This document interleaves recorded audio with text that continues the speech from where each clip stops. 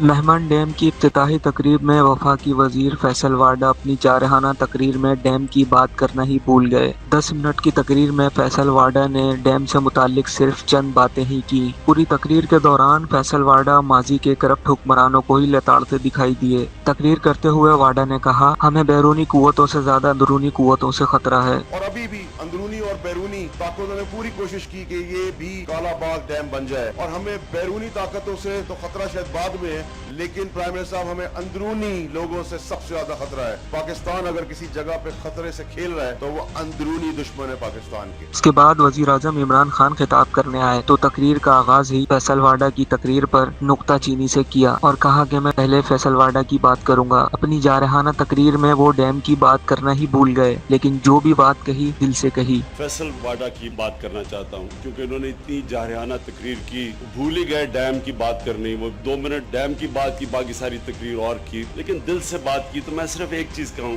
فیصل آپ نے کہا نا کہ خطرہ اندر سے ہے، باہر سے نہیں ہے۔ قرآن میں اللہ کہتا ہے کہ جو منافق ہے اس کا درجہ کافر سے زیادہ نیچے ہے۔ قرآن میں منافق کو کافر سے زیادہ نیچے کیوں سمجھا جاتا ہے؟ کیونکہ کافر تو جو ہے وہ ہے، منافق اندر سے اسلام کو نقصان پہنچاتا ہے۔ منافق کہتا کچھ ہے، مطلب کچھ ہے، کہتا میں جمہوریت بچا رہا ہوں، لیکن اصل میں اپنے چوری اور ڈاکے کا پیسہ بچا رہا ہوتا ہے، اس لیے وہ زیادہ خطرناک ہے۔